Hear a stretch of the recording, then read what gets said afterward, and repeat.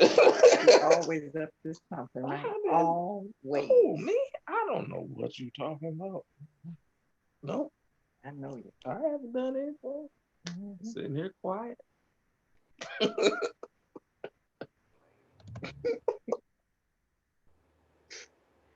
No. All righty, great day, great, fantastic, and amazing day, each and every one of you. Welcome to My City, My Biz Live Magazine. This is Shantina Gladney. I am truly thankful to be here with each and every one of you. We have some amazing entrepreneurs that is waiting in the back room to go ahead and to join you, but we know, you know how we do it. There is some places that I need to make sure that we check into. First one starting off with Facebook. That is right. Facebook Nation, we are headed your way to make sure that we go ahead and let you know that we're here. We're here to go ahead and to check in, but let me go ahead and see if I can tag some amazing individuals that are right here. And so we're going to go ahead and put that right there. So Facebook, how are you doing? That is right. And let's go ahead and head on over to LinkedIn. That is right. We're going to make a pit stop right on over to LinkedIn. Make sure that LinkedIn Nation is definitely here joining us on the live magazine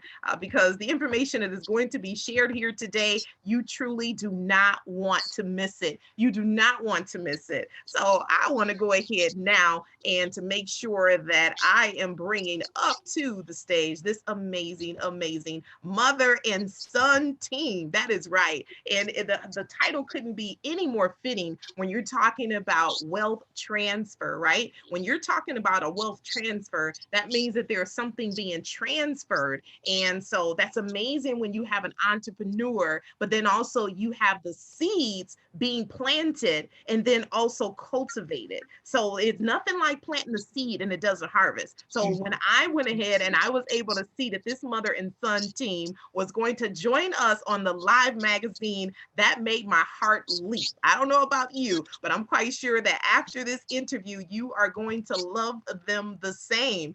So without further ado, I would like to go ahead and bring up and introduce to you both Mrs. Sylvia Harris as well as Mr. Daniel Harris. How are you both doing? We Hello. are great. Thank you so much for having us on your Good, show. Doing good. very well. Thank you so much for this opportunity.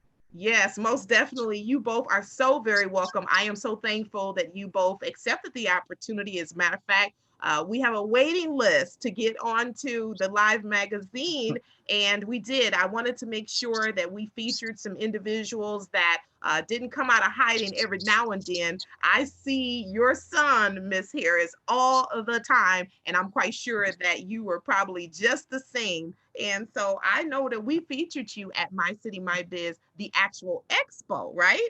And so I wanted to make sure that we went ahead and share with everyone a little bit about you, first of all. And so if you could just share with us, who is Miss Sylvia Harris? Well, I am a Sylvia Harris. I am a mother of 4 adult children, Daniel being the youngest. And I absolutely love being a mom. That's the first thing, no matter what. I love being a mom. Aw. And so, I love doing what I do. I enjoy children. I was children ministry, children's pastor for 25 years. So that's my heart. I love children and I love teaching children. I am an entrepreneur. I have my own business, Sylvia Sewing and Alterations, and I'm located at 5600 West Brown Deer Road in Brown Deer, Wisconsin, Suite G6. I also teach there. I have a classroom there where I teach, and I love to teach children. That's what I do. Wow. Wow, that is so awesome. I did not know that you were an educator. And so that is so great to hear. It's such a blessing. And so if you can tell us a little bit about the sewing, Sylvia sewing. If you can share with us what type of sewing do you do? Do you do, I know you do alterations. Do you do the embroidery? What is it? What is it that we can look forward to you being able to present us with? I do a range of things. I do prom wear. I do prom dresses. I also do, let me see, what else do I Bridal. do? Oh my goodness. Bridal. I do bridal. I do total bridal alteration. Mhm. Yeah, and costumes. I've done costumes for Faith Builders Productions. I did that for 13 years, where we Wow. created from scratch. We created from scratch. So I'm sure Wow. there are many people that have seen those productions, and I did the costume production for them. And so yes, and Congratulations. That's awesome to hear. Oh my goodness. Yes. Oh my goodness. And that is great. So what you've just described is you pretty much can do whatever it is that a person is in need of. And so I yeah, that is so awesome. So what would you like to share with us in the community as far as with you and the services? What is it that we can do as a community to support you as a business owner? well, oh, that's a very nice question. Very interesting question. Yeah. Yes, you know what I would like to do is I would like to see seamstresses band together.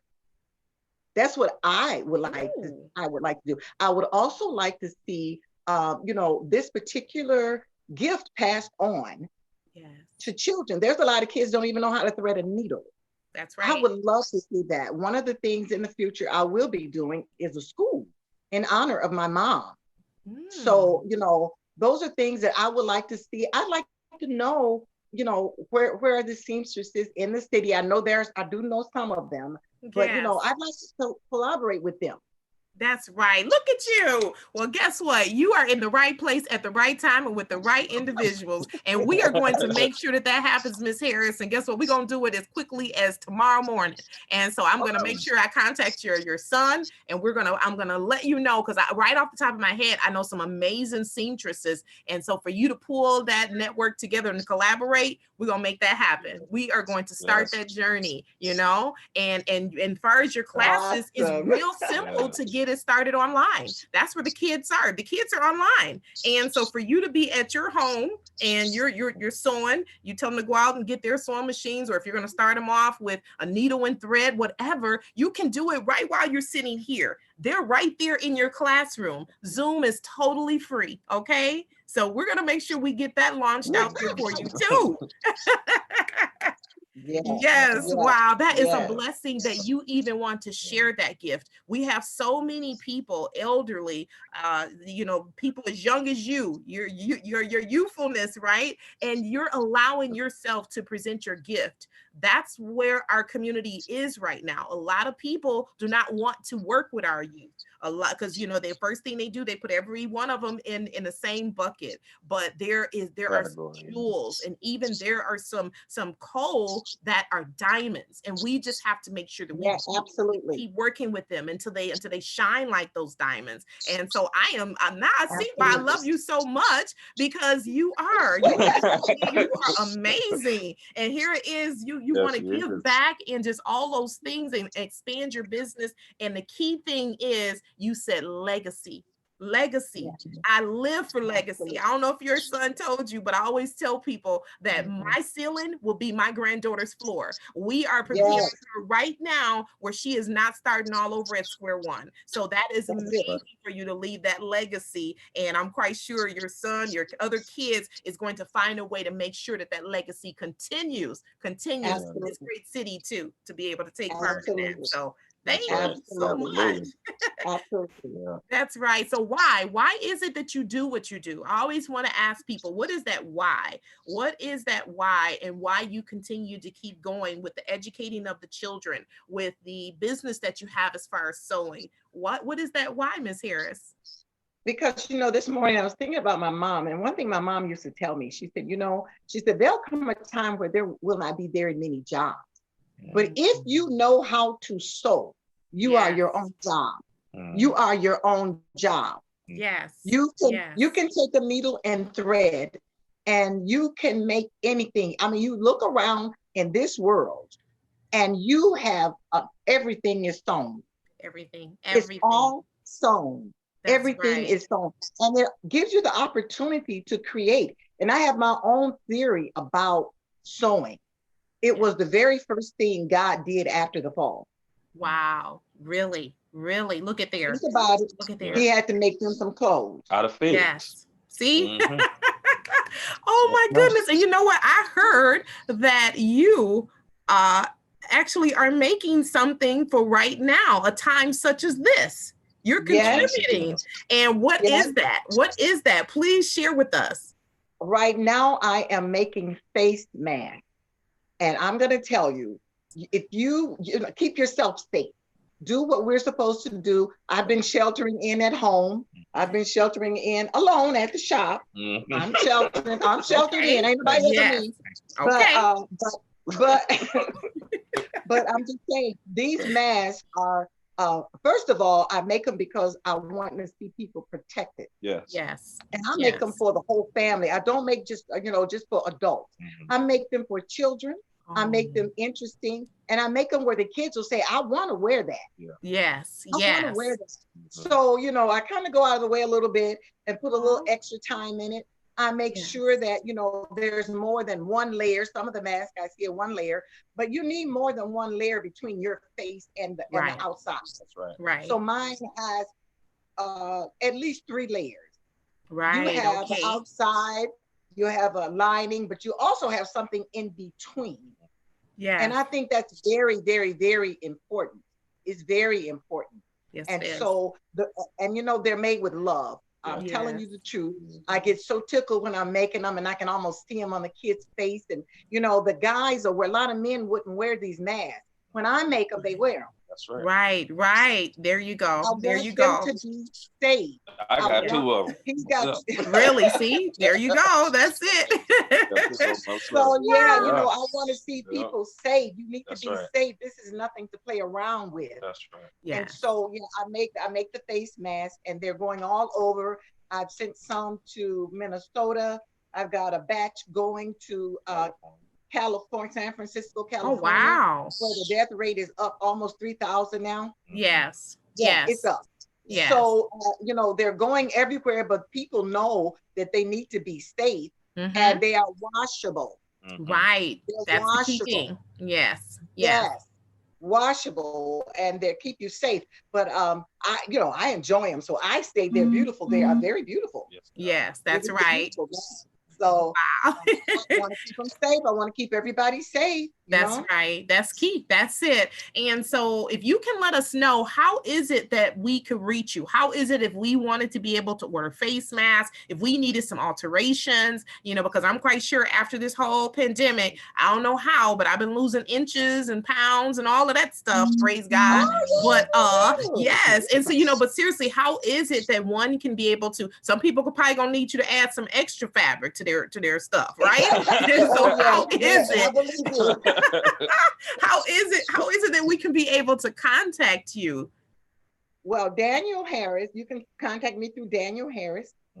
Okay. You can contact me through Facebook, Daniel L. Harris, or you can contact me via email, danielharris451@yahoo, and just let me know what your needs are, how many, the quantity, and also if you have any preferences of patterns that you see us posting on social media. So you can contact me personally, and I will make sure that those orders go through at my mother's earliest convenience, because right now we have quite a few accounts going on. Right. So we just want to make sure that everybody is taken care of. So if you need anything, just contact me personally, and I'll take care of it for you. Okay. Wow. Wonderful. And I thought about you too. I'm not for sure if you're on the list for the city, but they're looking for bike bags for whatever reason. But definitely get on the city website. I thought of you, and so that way you can be able to fulfill those orders. And so definitely to be able to do that. So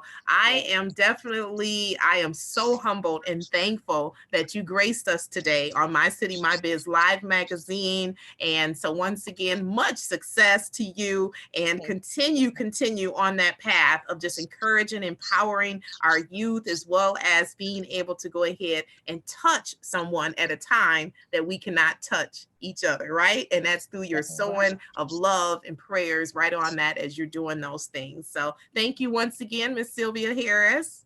Thank you for having me. God You bless you, are my dear. welcome. All right. Thank you. And so now we're getting ready to head on over to Mr. Daniel Harris. And so that we can find out exactly what it is that you are up to, gentlemen.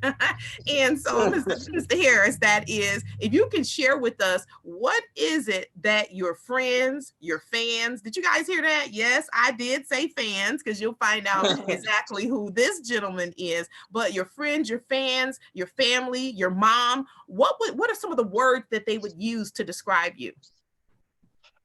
Interesting. Interesting, productive. Um, I would say a go-getter for sure. Mm-hmm. Yeah. Mm-hmm. Consistent. I try my best to be very consistent and professional. Yes. But above all, my desire is that anybody that comes in contact with me, the one word that they can take away from my character and what I do on stage and off stage is anointed. If there is no Yes. anointing on anything that I'm doing, Yes. it means absolutely nothing. That's So right. that's the number one thing that I really pray that people take away whenever they encounter me. So.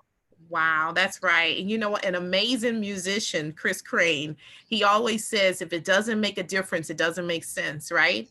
And That's so right. also I know the things that I can bring, you know, to with you to say you have a brand and it speaks exactly to you. It speaks exactly to, I'm quite sure that things have been transferred from your mom over to you. And Oh you yes. have it where it says out here serving. I see you Yes. all day long. You want to see someone Yeah. serving and Yeah. not afraid with the age that you are, not afraid to be who you are right where you are, but to show them God loves me and I love God. And so That's I right. really applaud that. I do. Thank And because it's amazing. And that's you. Thank you so much. Yeah, I definitely learned a great deal about servanthood watching my mother, watching her lifestyle. We are not perfect people, but we are people that are Yes. constantly progressing. You know what I mean? Yes. And so I've learned from her example about servanthood, watching her go from city to city, not only teaching children, but also helping to build churches, you know, also building churches in other countries and Wow. different things. I mean, even welcoming people, whole families into our home at one time. I mean, and I would say in one season of our life, there had to be at least, what, 12, 15 people at one time because my Right. mother took in an extended family of Yeah. ours, you know, because they had Wow. gotten burned out of their home. So that was Yes. just an example that I was constantly seeing on a consistent basis that showed me what servanthood was really all about. It's not so much about being selfish, but selfless. Yes. You know? So, yeah. Wow, that's legacy. I teach this one in which I think you're in the university, but the live Yes. class is called Wealthy Place. Wealthy And a Place lot of people University. thought it was about money, monetarily. That's where people miss out at big time. It's about the legacy. It is about what is it that we're planting in our children. I don't want to teach my children how to be wealthy and they do not have that personal relationship with God if that's what they choose. I've at least introduced it, right? But then also to be that example and to show them love in action, show them exactly what that means. What is your wealthy place? Your wealthy place, as I see it, is you out here serving. Every single thing you do, it ties back to that. And so even though we're out here and we're making a living in the world, we know we're servants in the marketplace. This is what we do. And so I applaud you for that and for being able to take God with you and not being apologetic at all. And so that is what I truly applaud you for. And so if you can just share with us, what are some of the most amazing points in your life that has taken place over the last 5 years? What has that been for you? I would say for me personally is becoming more confident within the giftings that God has placed inside of me. Yes. You know, many times when you're growing up and you're still honing that gift, you are around other great people who are honing their gifts and operating in their gifts to the fullest capacity. Well, at least that's the way it seems.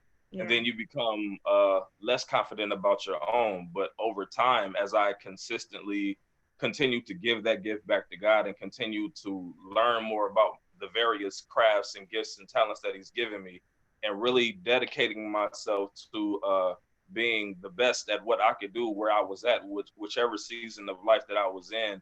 I learned to be more confident in who God is and who God is in me, allowing me to use the gifts that he's instilled within me. So I would say that's one of the first things. The second thing I would say is being in a place where I did not care about people's opinions. That Yes. brought me so much freedom because, you know, no matter what you do, whether you're doing good or bad, people are going to talk about you. So I figured I might as well give them something good to talk about. I know that's So, That's you right. know, That's so right.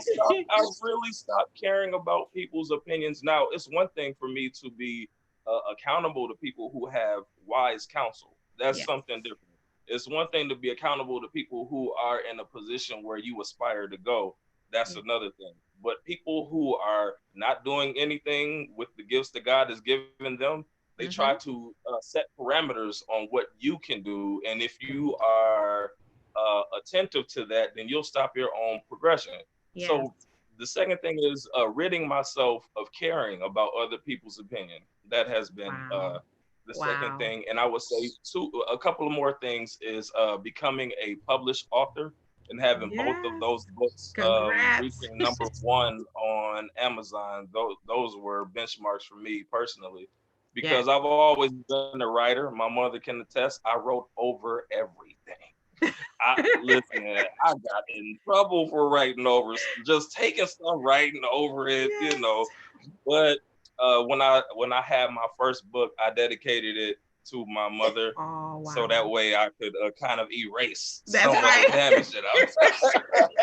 under the blood, under the blood. It's under the book. It's under the book. That's And the right. second one just came out recently. It's the 31-day devotional for doers, movers, and shakers. That one went #1 on Amazon within less than 23 hours. So Wow. I'm very grateful for all of my Congratulations. supporters. Yes. Yes, both of those books, Chronicles of a Good Man and 31-day devotional for doers, movers, and shakers, are both available on Amazon. I would say being able to have a team of people that can attest to my character off stage. Yes. Many people can, you know, say, at least in Milwaukee and in surrounding areas and in southern markets as well, that they are aware of who we are as an independent entity, DH and the Next Level Band. But I think even more so than what we do on stage, one thing that I'm very proud of is that we do try our best to be men of integrity off Yes. stage. You know what I'm Yes. saying? We hold Yes. each other accountable off stage. Um, Again, we are not perfect, but we are progressing. That's And right. so I'm thankful for that. And lastly, I'm very appreciative for my supporters. I have some of the most loyal people following me, not only on social media, on IG and on Facebook, but when we have events, when we have concerts, when we are doing shows in the surrounding areas, man, people come out, they bring their children, they bring Yeah. their mother, because they know that they're going to have a good time, they're going to get a great message, and they're going to get exactly what they came for That's right. 9 times out of 10. We try our best to Wow. leave everything on that stage. And so we're very grateful. I'm very grateful for those things. Wow, that's right. Oh my goodness. I mean, yeah, I mean you're walking into your wealthy place. That's what it's about. And the key thing Yes, is I ma'am. used to a couple of years ago, about 4 or 5 years ago, I was in a place and a point in my life where I had to just to remove that guilt, that whole shame, all of those things that I knew that the world would put on me. I had to put in Mm-hmm. my head what the world thinks of me is none of my business. And I had to constantly That's right. say that, and so that I would be, making sure that everything that I did was pleasing to God, and people wouldn't understand that we can't expect for them to Mm-hmm. understand, right? And so No, I they am won't. so Yeah. super excited to see everything that God is going to do through you. And so I know that there is a why. I got to do the why, right? What has you, what Yes, hurts you, what absolutely. helps you, all of those things. There is Mm-hmm. a why, the reason why you do what you do, and you won't give up. You just will not give up. Yeah. Everything else around you tells you, come on now, you've been doing this, and all of those things, those thoughts come into mind. But what is your why? What keeps you going? My why is a commitment that I made to God when I was in solitary confinement in 2003. For those of you that follow my story, that know me, that have been knowing me for some time, I have a very interesting testimony that I won't get into the length of it.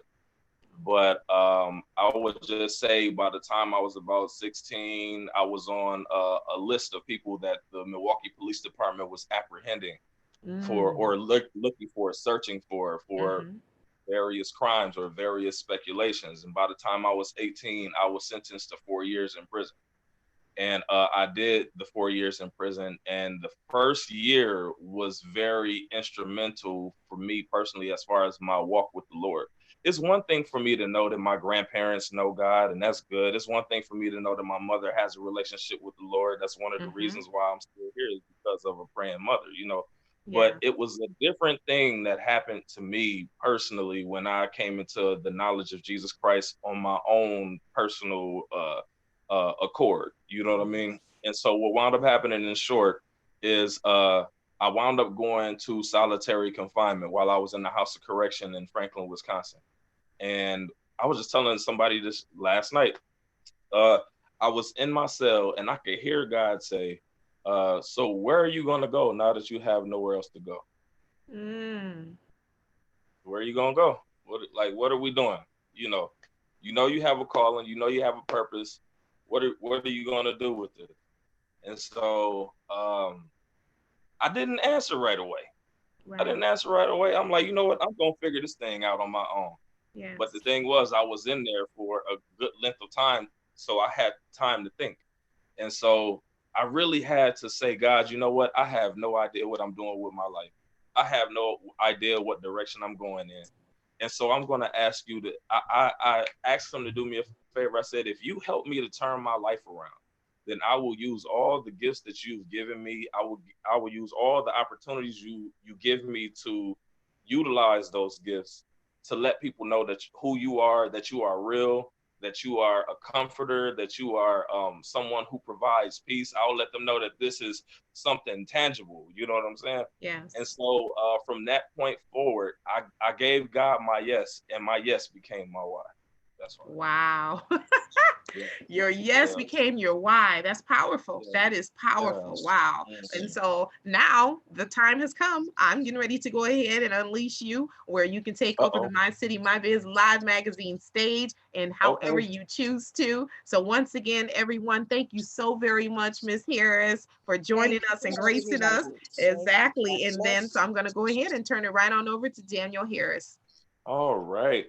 So we know that readers are leaders, correct? I was raised by an educator, so I have to make sure that I'm reading, keeping my mind sharp, right? But I want to introduce you guys to a concept called the wealth transfer. This is something that I have received in prayer and in time of fasting, different things that God is showing me about this current state of being that we're in with this pandemic running rapid throughout this country, throughout the world, internationally. And if we are not careful, we will miss a great opportunity if we look at things for what it is with our natural eyes and not see things for what they are from a spiritual perspective. So I'm going to share something with you. I will try my best to wrap this up in a respectful time frame, but we're going to go into something. Now, if you see me going from looking at the camera to looking down, it's only because I'm not here to preach and excite and all of that. I'm not here for none of that. I'm here to teach. So I have a different kind of approach, but rock with me. I promise you'll learn something, okay? So today I will be speaking on the topic, the wealth transfer. Many times when people hear the word wealth, they automatically associate it with finances. In many regards, this is a fact, but there are other forms of wealth that we have to be aware of. Wealth is an abundance of assets or physical possessions, which can be converted into a form that can be used for transactions. Today, I will be using a story from the Old Testament, from the life of the father of one of the most wealthiest men who ever lived. That's King Solomon. But we're going to be talking about Solomon's father, which is David, because that's a wealth transfer. It's a multi-generational wealth transfer. Just like what you see here with me and my mother, there was a wealth transfer that happened between David and King Solomon. But we're going to use a story from the life of David. as the backdrop to see what's happening in our world today. Okay, so if you have your Bible somewhere close by, go and grab it. If you have a mobile device where you can read your Bible, grab that. If not, on your feedback, I want to suggest that you go and read this for yourself. Don't just take my word for it. I want you to go see this for yourself. Okay, I'm going to be reading out of First Samuel chapter 30. We're going to read this. We're going to read this chapter in its entirety. You like read this in its entirety? You ain't got nowhere to go. You ain't got nothing to do. Read the Bible. Okay, get yourself together, baby. Okay, so we're going to read First Samuel chapter 30, right? And it came to pass when David and his men were come to Ziklag on the third day that the Amalekites had invaded the south, and Ziklag had smitten Ziklag and burned it with fire, and had taken the women captives that were therein. They slew not any, either great or small, but carried them away and went on their way. So David and his men came to the city, and behold, it was burned with fire, and their wives and their sons and their daughters were taken captives. Then David and the people that were with him lifted up their voice and wept until they had no more power to weep. Right? Verse 5, and David's two wives were taken captives, Ahinoam the Jezreelite, and Abigail, the wife of Nabal the Carmelite. And David, verse 6, and David was greatly distressed, for the people spake of stoning him, because the soul of all the people was grieved, every man for his sons and for his daughters. But David encouraged himself in the Lord his God. Sometimes you just got to encourage yourself. You know what I'm saying? Right. Verse 7, and David said to Abiathar the priest, Ahimelech's son, I pray, bring me hither the ephod. And Abiathar brought thither the ephod to David. Verse 8, and David inquired at the Lord, saying, shall I pursue this troop? Shall I overtake them? And he answered them, pursue, for thou shalt surely overtake them, and without fail recover all. Verse 9, so David went, he and the 600 men that were with him, and came to the brook Besor, where those that were left behind stayed. So when David went to pursue, he had to cross a body of water. So it's saying right here that there were men who stayed behind, and then there were a group of men who went with David. So there are certain people that didn't even take the initiative to cross over, but there were those that were in the company with David that went with him to go and recover their families, recover their loved ones, and all of their possessions, right? Okay, so verse 9, but David pursued, and he and 400 men for 200 abode behind, which were so faint that they could not go over the brook Besor. And they found an Egyptian in the field and brought him to David and gave him bread, and he did eat, and they made him drink water. They found somebody in the field, right? And they gave him a piece of a cake of figs and 2 clusters of raisins. And when he had eaten, his spirit came again to him, for he had eaten no bread, nor drunk any water 3 days and 3 nights. And David said unto him, to whom belongest thou, and whence art thou? Basically, like, who do you belong to? How did you get here? And he said, I am a young man of Egypt. African history in the Bible. That's a whole nother.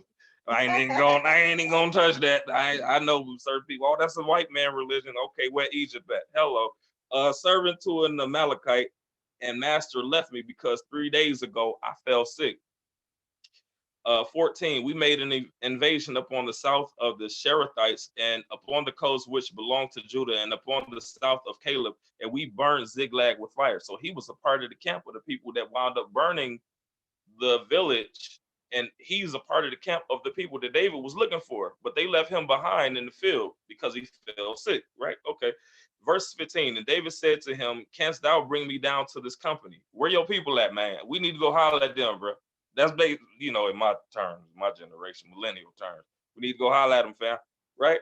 And he said, swear unto me by God that thou wilt neither kill me nor deliver me into the hands of my master, and I will bring thee down to this company.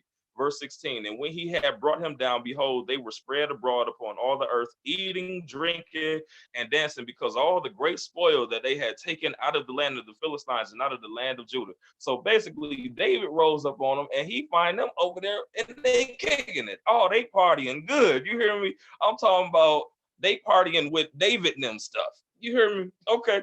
Verse 17. Check this out. This is a trip.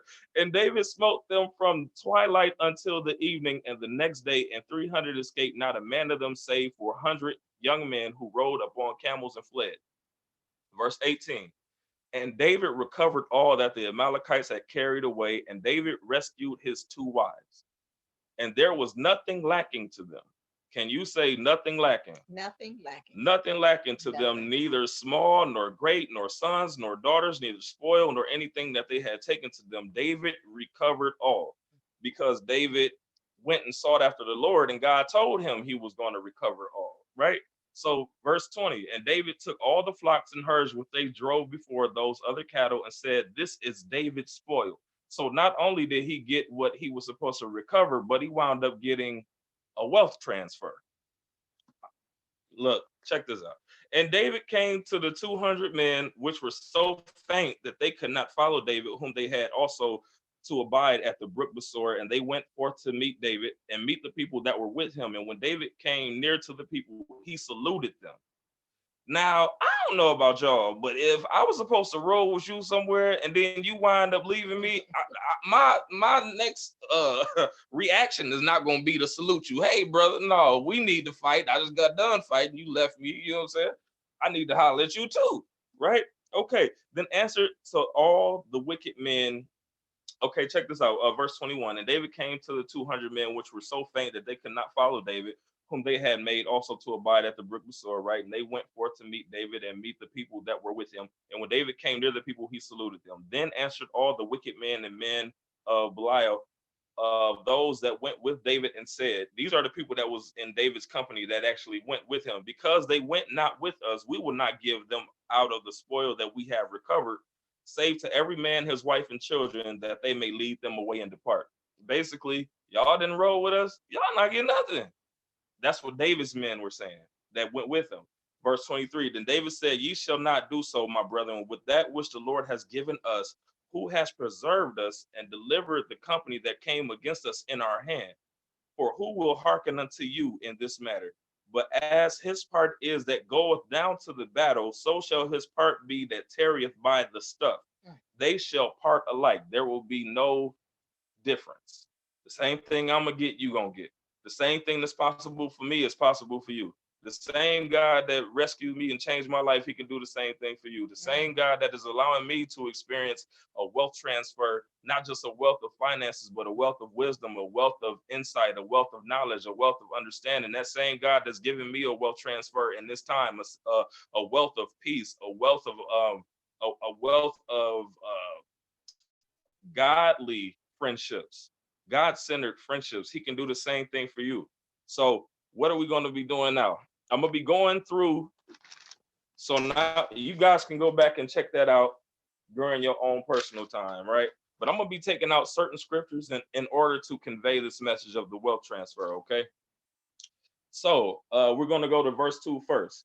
And had taken the women captive, and they were therein. They slew not any great or small, but carried them away and went on their way. Talking about the enemy taking David's family and his friends, okay?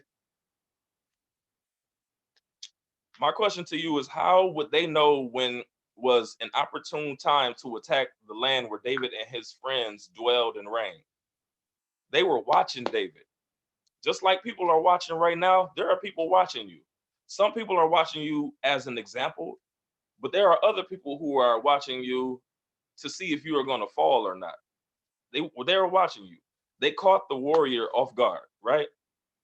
Here's a point that you might want to write down. You might want to get a pen and paper as well, or something to write these notes down, because I believe this will be helpful for you in the future. The enemy knows that the most opportune time to attack a warrior is when their guards are down, right? Think about boxing. My favorite boxer is Muhammad Ali, right? I love watching him just because he's so strategic when he's in the ring. He always knew that two things: the time when you attack your enemy and your opponent the most is A, when they are unguarded, when they are not paying attention, and two, when they are tired. Those are the two times when you attack your enemy in boxing.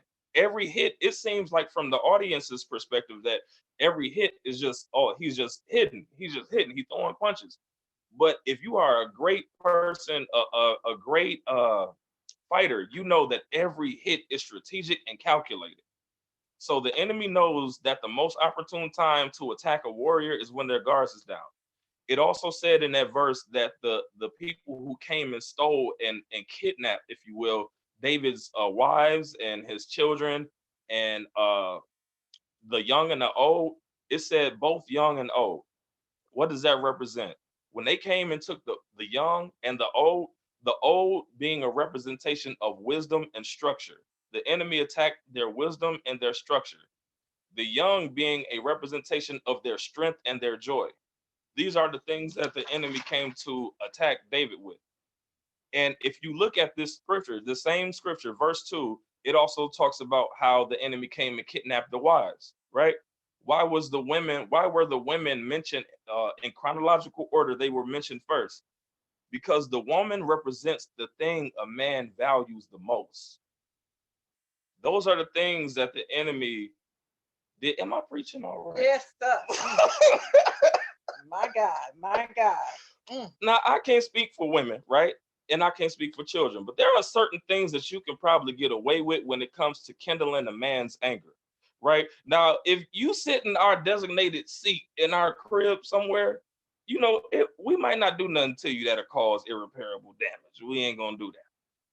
If you try turning off a good game, I mean a good one too, a good football game, we're gonna say something to you, but it's not gonna cause irreparable damage.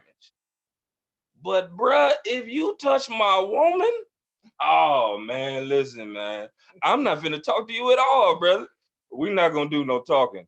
I'm gonna say a lot and ain't gonna move my mouth, not one time. That's what happened in this situation. They killed none of them, but they carried them off. This wasn't an attack on David's village alone. Listen to what I'm about to say. This wasn't an attack just on David's village. This was an attack against David's mind. If you coming back home, right, from somewhere, and things were not the way that you left them, they were actually in worse condition, it would be an attack on your mind. Check this out. David's enemies were sending him a message. We didn't forget what you did, David. You know how if you know the Bible, it says that, oh, Saul's thousands, David's tens of thousands. David was a trained killer. He was a warrior. And one of the most notable feats that he had in the Old Testament was that of a Philistine named Goliath, right? So his enemies were sending David a message. And we didn't forget how you killed Goliath, right? We know what you did. Sure, it was with a rock and a sling, but the rock that hit the 9-foot Philistine right in the middle, it hit him right in the middle of his head, right? Check this out. This is what God showed me. Who would have ever known that the same place where David attacked Goliath in his head would be the same place where David himself would be attacked by his enemies? Right here in your mind, you have to be protective. You have to be overprotective of your mind. Okay? We're going to get to the wealth transfer. I'm just laying down the foundation, right?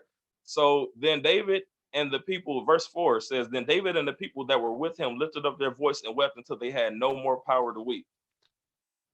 Now, I'm going to say something from a man's perspective. I don't know if this is a macho thing. I don't know if this is a pride thing. I don't know if it's genetics, but in the case of most men, we really have to be hurting bad in order for you to be seeing us crying. Oh, man, look, we hurting bad, bro. You seeing us cry like in public? Like, oh no, look, this is a point that I want you to write down. You know, a person feels completely destitute of hope when he does the opposite of his norm. A person feels completely destitute of hope when he does the opposite of his norm. If a man is a reserved man and something causes him to demonstrate a characteristic of rage, there's a sense of hopelessness there. If a man who gives an honest effort to communicate with you regularly, not perfect at it, but he tries his best, then something causes him to go in the place of complete silence, like he shuts down completely, there's a sense of hopelessness there. Let's look at the hopelessness that the men that David were in the situation felt. The men who were with David were not punks. Let's be clear about this. They were trained killers. They were skilled marksmen. They were warriors by trade. They were men who dedicated their life to warfare. Yet we see warriors, Warriors, turn into worriers, Worrers. Warriors, meaning fighters, warriors talking about people who allow their concerns and their problems to overtake them more than logic, intellect, and wisdom. This coronavirus has turned so many people that are soldiers in the army of the Lord from warriors into worriers. Worry, and rightfully so. Some of those concerns are legitimate, right? But let's look at it though. They're worried about how will they pay their bills, how will where will their next meal come from, how will they generate money? They're worried about the conditions of their finances. But here's the kicker though. Not only did they begin to weep, but they began to weep in front of each other. Now, wait a minute now. Hold on. I'm going to take my sip of water for this one. Hold on. Now, ladies, I'm going to say something to my sisters. Ladies, y'all don't mind crying because God made you more sensitive than us. He's crafted you differently than us. There's nothing wrong with that. You're more tender than us, right? That doesn't mean that you're less than. That just means you're different than, right? But women, they don't have a problem crying. Y'all, listen, y'all could be watching a fictional TV show. I'm talking about characters just as made up as they could be and not think anything of it to just start. I mean, here come the tears. If something happened and the tug on your heartstrings, you're gonna cry. I mean, y'all sit there and console each other, pass each other tissue. Y'all do that wipe. Y'all know that wipe y'all do under y'all pat it. Y'all don't rub it all the way. Y'all kind of pat it. Not a big deal, right? But as a man, if we see one of our boys crying, man, listen, we're gonna make sure you all right. We're gonna make sure you cool first. But like boohoo crying, listen, after we make sure you straight, we're gonna talk about you something terrible. I'm sorry. I know it's foul. I mean, if it's not something serious, if it ain't something serious, we gonna talk. I'm sorry. I hate to be the one to break this to you. But listen though, a man is in pain when they could care less about how you perceive their response to the pain that they're experiencing. That's when a man is in pain, when his guards is completely down to the point where he don't care if you call him soft. He don't care if this is something that's hurting me, right? This is what we're experiencing watching the men that David were in company with. And here's the key that I want you to write down. Appearance is absent when agony is present. I'm going to say it again. Appearance is absent when agony is present. They didn't, just like those men didn't care about their appearance. Sometimes in our society, we care too much about our appearance, how we look to other people. We were talking about the importance of ridding yourself of the opinions of other people, caring how you look to other people. Before the coronavirus hit, everybody was fixated on their appearance. I gotta take 1,000 selfies. I gotta show you what car I'm riding. I gotta show you what kind of purse, ladies, that I'm out here rocking. You got the red bottoms going.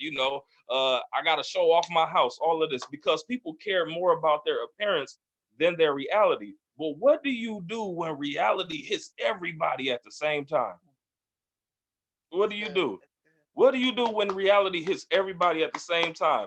Now the appearance of the Birkin bag is not as important as the reality of the fact that you don't know how you're going to eat for the next 2 weeks. Now the appearance of sitting on the first 2 rows at the church because you want to be a part of the wonderful team. Come on. It's not as important as the fact that guess what? With your title, guess where you at? At home with everybody else, bro. At home. You at home. Guess where we at? At home. Guess where you at with your title? Or the thing that you feel is important, the thing that makes you somebody in the church, not in the kingdom. At home. You at home. Because when appearance is absent, when agony is present. That's one of the keys. Okay?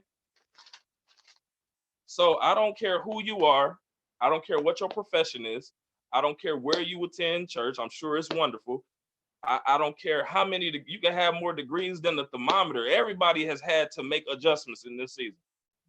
Right. Everybody has had to make adjustments in this season due to the agony that they felt. We're going to verse 6 now. And David was greatly distressed, for the people spake of stoning him, because the soul of all the people was grieved, every man for his sons and for his daughters. Right? Here's the key I want you to write down as we're talking about the wealth transfer, still building on this foundation. If you are not careful, a crisis will disrupt your ability to make sound decisions. I'm going to say it again. If you are not careful, a crisis will disrupt your ability to make sound decisions. They were thinking of stoning David for something that wasn't even his fault. That's not a sound decision. Typically, when an outside force causes frustration, anger, or bitterness, the people we often attack the most are those who are the least responsible for our problems. Yeah. We have to be careful of that. Everybody is quarantining in their home right now. They're with their loved ones. They're with their children. You cannot take your frustration from the situation that's going on around you out on your loved ones. This is a time for us to band together. This is a time for us to unify. This is a time for us to be on one accord, right? And it says in verse 6, but David found strength in the Lord. My question to you is the same question that I told you that God asked me when I was sitting in that cell. My question to you is, where will you go now that you have nowhere else to go? Where are you going to go? Where are you going to go for wisdom? You can only watch so many television shows. Netflix is available 24 hours, but you're going to get tired of that after a while. After a while, you're going to stop smoking so much. After a while, the drinks ain't even going to have the same effect it had. Where is you going to go now that you don't have nowhere else to go? It's some things in life that cannot be turned around by human hands. And what we're facing, this pandemic that we're facing, is something that none of us can control. We can protect ourselves, and that is what we're going to do. We're going to use wisdom, and we're going to abide by the CDC suggestions. But there's only certain things that can be turned around by seeking the face of God, man. And this is one of those things. This is one of those seasons. This is one of those times. David was not perfect, but he knew where to go. I'm gonna be honest with you. I don't know if y'all read y'all Bible. I don't know. I don't know if people gonna keep it 1,000 with you about David. David was a hot mess, man. David was a mess. His kids was a mess. His grandkids he had babies by everybody. Listen, David had slept with so many women that when he had gotten to the point where they thought he was dead, they threw a young girl in his bed. When he didn't move, they said, this brother dead. He dead. He dead. He didn't touch her. He dead. David was not perfect. But you know what God said? God said, David is a man after my own heart. He was not perfect, but he knew where to go. Do you know where to go in times like this? So how does the wealth transfer connect to this? I'm so glad you asked me that. Look at you being all smart and attentive and stuff. We're going to go to verse 8. And it says, and David inquired at the Lord, saying, shall I pursue after this troop? Shall I overtake them? And he answered them, pursue, for thou shalt surely take over them, and without fail recover all.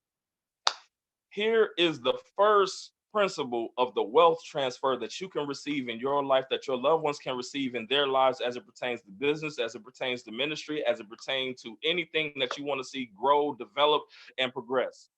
Here is the first key to wealth transfer. You will not have impact or increase without instruction. You will not have impact or increase without instruction. The first key is knowing where to go to get instruction. The second one is abiding by the instruction that you're receiving. You will not have impact or increase without instruction. I'm getting ready to wrap it up. Verse 10. But David pursued and 400 men, he and 400 men, for 200 abode behind, which were so faint that they could not go over the brook Besor. Right? So the first one is nowhere to go. The second one is you will not have increase or impact without instruction. The third wealth transfer principle is this: do not expect people who do not understand your pursuit or your purpose to be in partnership. Do not expect people who do not understand your pursuit or your purpose to be in partnership. You have to be aware of the company that you are keeping. That don't mean that you look down on them. That just means that you are aware enough to know, okay, I can only take you so far. I can only go so far with you. Listen, I'm on a pursuit. I'm focused on purpose. I can only go so far with you. Listen, we'll talk next weekend. I can't come kick it with you right now. Can't kick it no way. We in quarantine. But if we wasn't in quarantine, I can't come kick it with you. I can't come hang with you because I'm on a pursuit for purpose. And you have to be mindful of who you are partnering with. Do they have your same character? Can they be a good representation of you in your absence? Or are they making you look bad when you're not there? Do not expect people who do not understand your pursuit or your purpose to be in partnership. We're going to go to verse 11. This is another principle I want you to be mindful of. Check this out. And they found an Egyptian in the field and brought him to David and gave him bread, and he did eat, and they made him drink. Right? And verse 12 says, we're going to go into verse 12, and they gave him a piece of a cake and 2 clusters of raisins. And when he had eaten, his spirit came again to him, for he had eaten no bread nor drunk water 3 days and 3 nights. Right? This is the person that they found in the field. This is the person that was going to be, unbeknownst to them, this was going to be the person that would be the bridge between where they are and them actually stepping into a place where they could recover all, where they can not only recover all, but also have the wealth transfer, right? To have more than what you started with, right? So verse 11, they found an Egyptian man in the field. His master left him in the field because he fell sick. They didn't see no worth in him. They saw nothing to do with. They wanted nothing to do with him. They cut all ties. They washed their hands of him. They just left him there. No help, no love.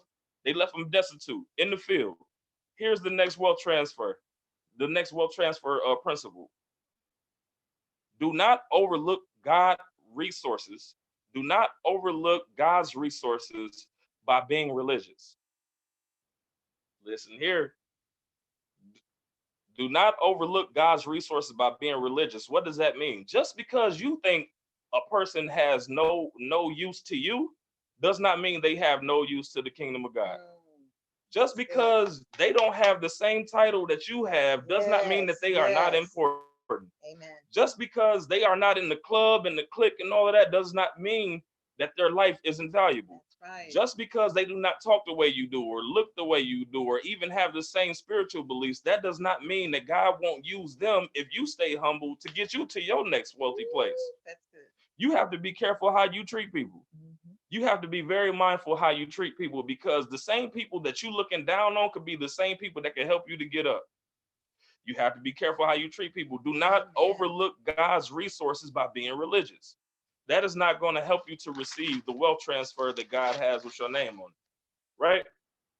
Verse 17, these are the last 2 principles. Verse 17, right? We're going to go into verse 17. And David smote them from the twilight evening of the next day, and then there escaped not a man of them, save 400 young men, which rode upon camels and fled. The next one is this. Go into the battle, knowing it's yours, but position yourself to fight. Go into the battle knowing this is already mine. Yes. This is already mine. Whatever you believe in for, this is already mine. Whether it's a wealth transfer of finances, a wealth transfer of peace, a wealth transfer of business structure, business ideas, business launchings, whatever that is, go into the battle knowing this is already mine, but position yourself to fight. What does that mean? That means that the very thing that you believe in for is not going to come without a battle. It's not just going to come easy and all of that. Listen, man, I'm gonna give you a perfect example, right? I was at a show one time, and I've been in a position where, as an independent artist, man, I've been able to grow my support team, my family. People come out to our shows, they buy my CDs, they buy my merchandise, and I thank God for that. But a lot of people don't know the struggles that me personally as a man, and also me and my family have had to go through within the last 5 years. So they just see me on stage. They don't understand the things that go on behind the scenes, right? Because the things that go on behind the scenes are what prepared me for the stage. I had a young gentleman, man, he didn't know no better. He come to me after a show. He was like, DH, man, I love you, man. I'm like, thank you, brother. I love you too, man. He said, I want exactly what you got, bro. He said, dude, you move people like the way you move people, man. Your music, dog, like people be following you. They love your stuff, man. I want what you got. I'm like, are you sure you want what I got? He said, yeah. I said, would you like for me to tell you what it is that you're going to have to do to get what I got? He said, yeah, bro. I said, now, I'm only going to tell you this if you're going to follow it. If you're not going to follow the instructions, I can't give it to you. He said, yeah, I'm going to do it, bro, because I want to do what you're doing. I said, okay. You have to be betrayed in the street by your best friend and go and spend 4 years in a prison cell to prepare you for your ministry. You have to almost, now anything I'm finna say, my mother can validate this. You have to nearly lose your life by overdosing, almost overdosing at the age of 16. You have to develop drug habits and alcohol issues that will try to plague your life, and you still have to contend against those thoughts even as you become as you have a lifestyle of sobriety. You have to go and bury your grandmother one weekend, and the very following weekend go do a show like you not still in pain. Ain't nobody gonna say nothing. Hey, it's the amen. Listen, it's the amen. It's true. Listen, you have to develop an ability to rebuild your life, because you've had to do it several times. Come on. Not just once, several times. Yes. You have to lose everything, get it back again, lose it again, get everything and lose it again. Yes. And then rebuild.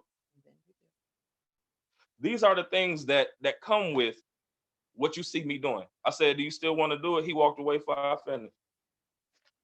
He walked away before I got good and ready to get into 4 or 5 more things he needed to do. All right. The reason why is because he wanted what was on the other side of that gift, but I don't think he was ready to contend for it. We have to know that, yes, there are promises of God that are yes and amen over our lives, but there is a battle that is going to come. I'm not going to tell you it's going to be easy, because it's not. It's not going to be easy, but it will be worth it. That's one of the wealth transfer principles. So this is the last one. This is the last one. So verse 18 through 20, and David recovered all the Amalekites had carried away, and David rescued 2 wives. Verse 19, and there was nothing lacking to them, neither small nor great, neither sons nor daughters, neither spoil nor anything that they had taken to them. David recovered all. Verse 20, and David took all the flocks and the herds which they drove before those other cattle, and said, this is David's spoil. The last principle, be ready to recover and reap simultaneously. Be prepared to recover. That's one thing. Recover and reap at the same time. From seeds that you've sown, the harvest is ready now. You just have to have eyes to see it. You have to be able to recover the things that you lost and reap your harvest all at the same time. So that means that your hands cannot be filled with foolishness. How you going to recover and reap at the same time if your hands is filled with unforgiveness? If it's filled with religious rhetoric, if it's filled with things that God did never placed in your hands, but these are responsibilities and things and desires that you've placed inside of your own hands. You have to have your hands free in the spiritual sense and the figurative sense to be ready to recover and reap simultaneously. Those are the wealth transfer principles. I pray that you were blessed by it. Thank you so much for your time. Awesome. Wow, wow, wow is all I can say. I tell you, wow, the wealth transfer. I didn't know exactly where you were going to be going with it, but I said, I trust you, God.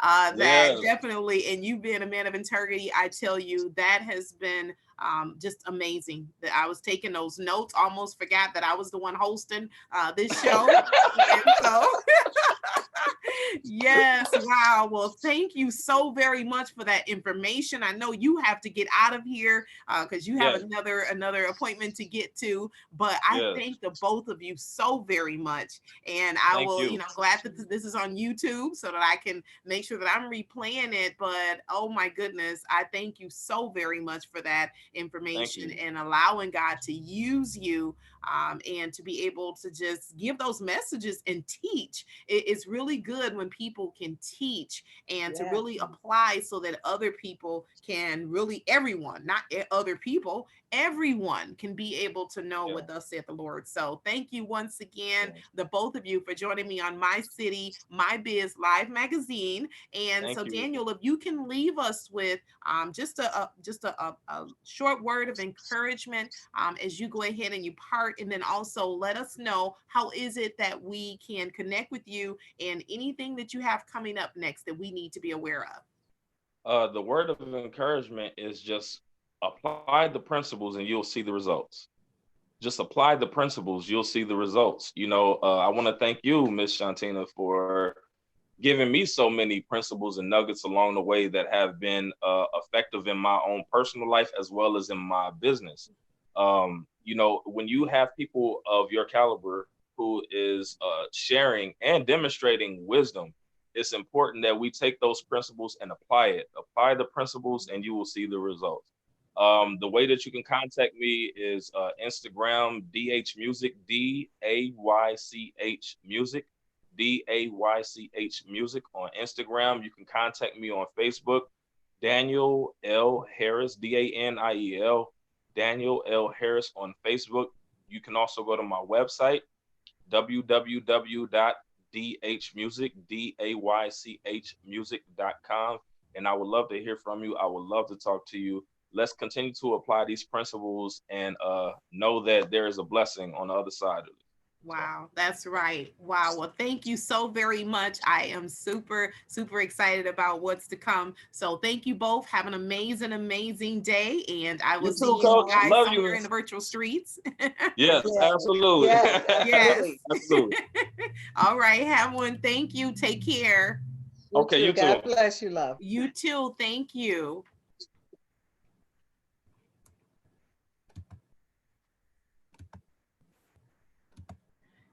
All righty, everyone. So that was our special edition of My City, My Biz Live Magazine. Yes, that is from our Pinnacle Faith Division.